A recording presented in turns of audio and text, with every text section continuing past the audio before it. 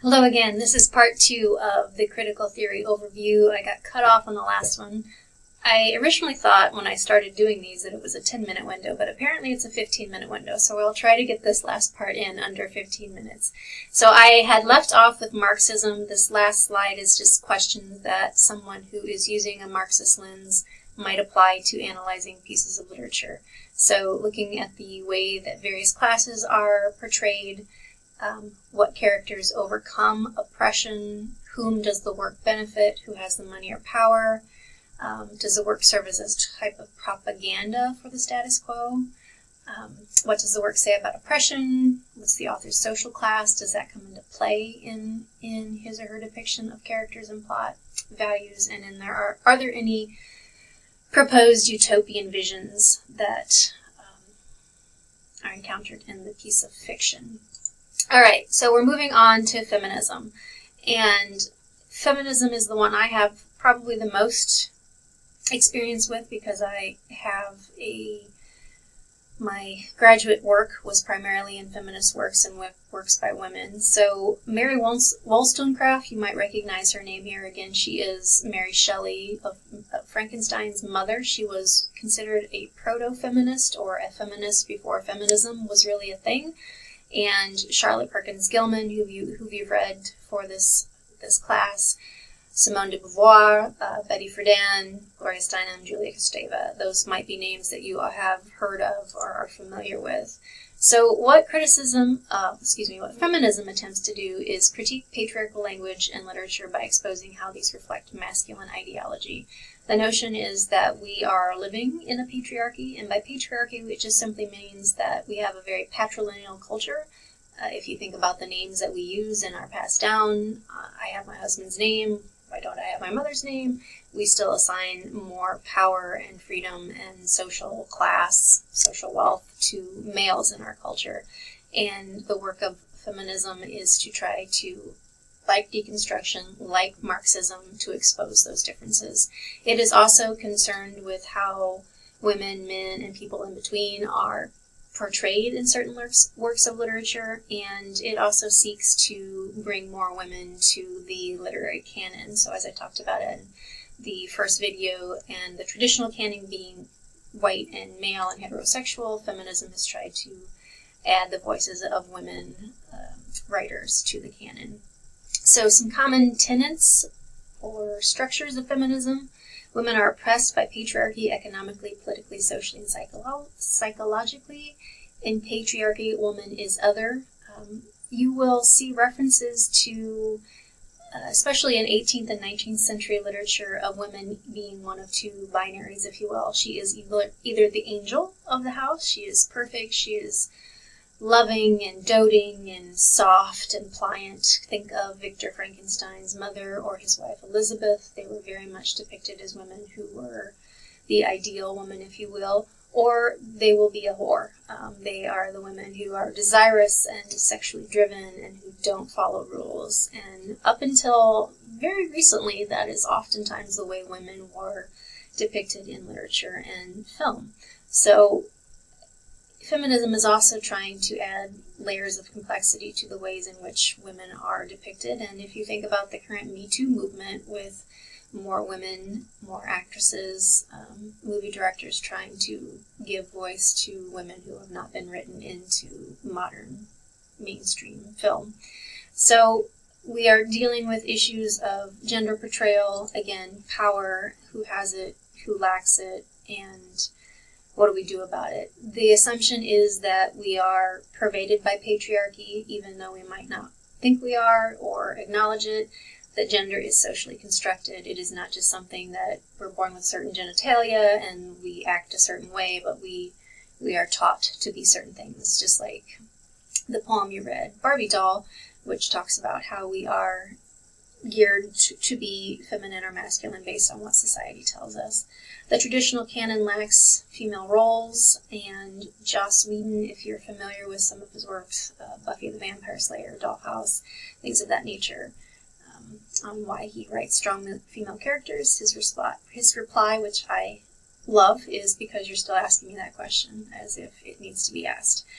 There's also the notion in feminism of the madwoman in the attic. Two critics who are very well known in feminist theory circles are Gilbert and Gubar, and they reference the work of mad women in the attic. So there's this notion that women who misbehave in earlier works, 19th, 18th century pieces, are often secluded, they're put away. And the most famous one is Charlotte Bronte and her work Jane Eyre. So in Jane Eyre, Jane falls in love with a man and is about to marry him when she discovers that he's already married and he keeps his quote-unquote crazy wife in the attic. And it is not until the cusp of their wedding day that the crazy wife emerges.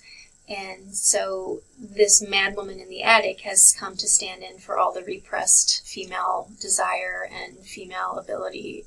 Again, I go back to Charlotte Perkins Gilman and the narrator in The Yellow Wallpaper and her confinement and her wish to get out of that. So she would be another example of the mad woman in the attic.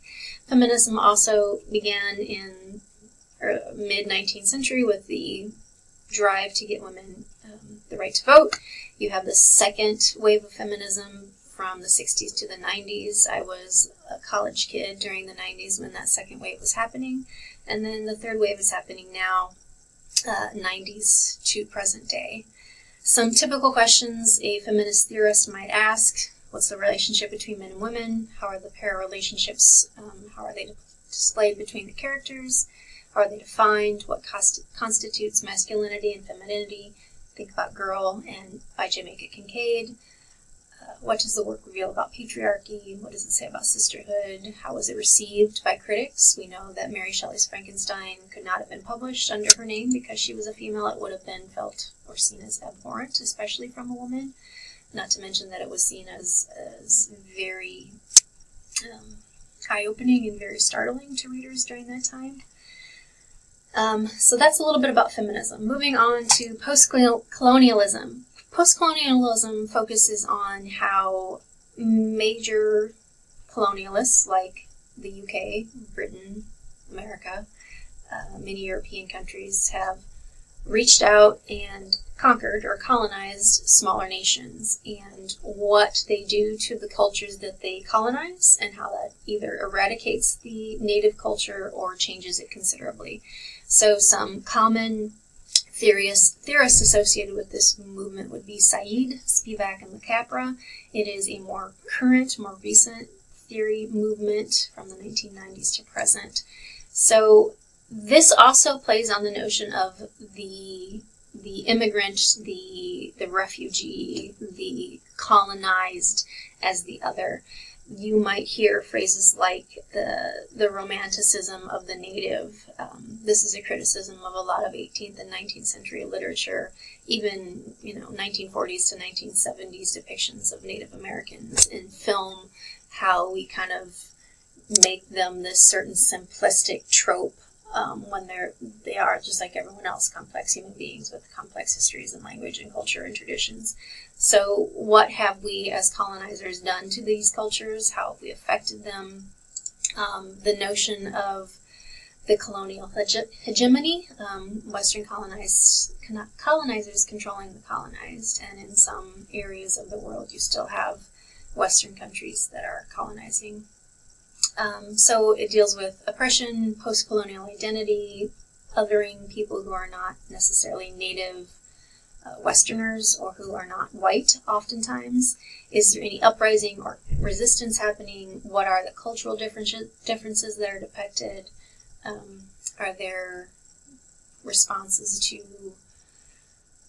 does the text respond to or comment upon the characters, themes, or assumptions of the colonialist work? So if you are interested in pursuing issues of how we have either, again, influenced or eradicated native cultures, that might be one you want to do your final project on.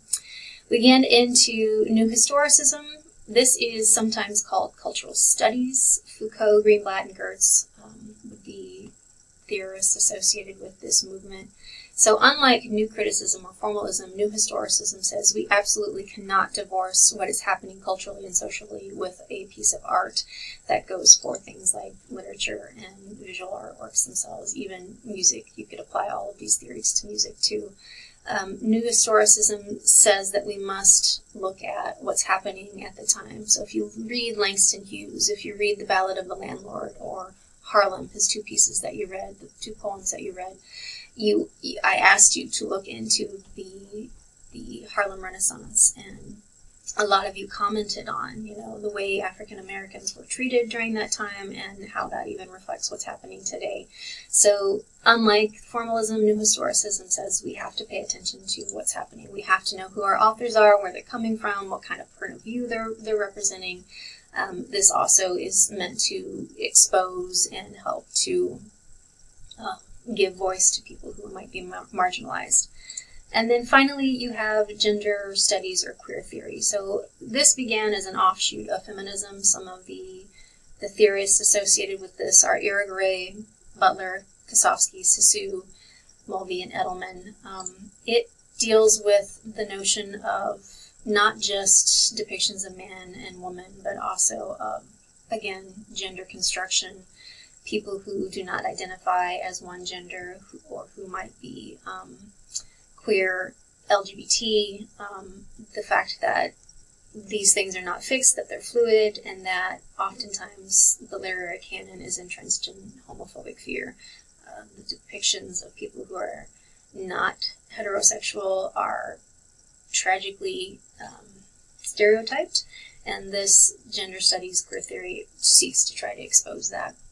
So it centers on gender and sexuality, again, the notion that everything is in flux, that analyzes non-normative, aka queer sexual identity activities and literature.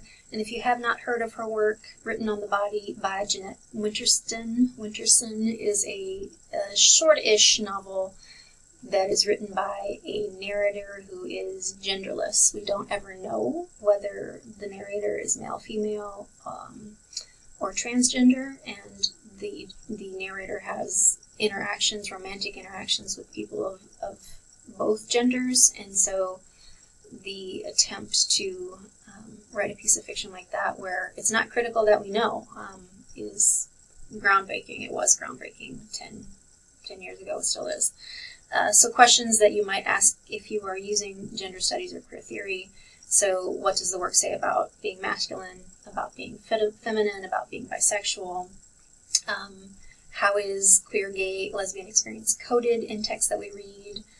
What does it reveal about homophobic tendencies, problems with sexuality and gender norms? So again, offshoot, originating oftentimes in feminist theory and sometimes lumped together with it in certain colleges and universities, but it is its own theory. So those are the last four. So that began with feminism and moved on to post-colonialism, new historicism, and gender studies queer theory. So my voice is winding down, been talking too much, and that is part 2 of the overview of critical theory. Now, your task is to decide which theory applies, which theory you're most interested in doing more research on and would like to use to interpret a piece of literature, drama, fiction, or poetry that we've read this term, that will be your final essay that you write. So begin to think about those, do a little bit of reading. I've posted some other resources for you that I would encourage you to check out. All right, happy reading, happy writing. Let me know if you have questions.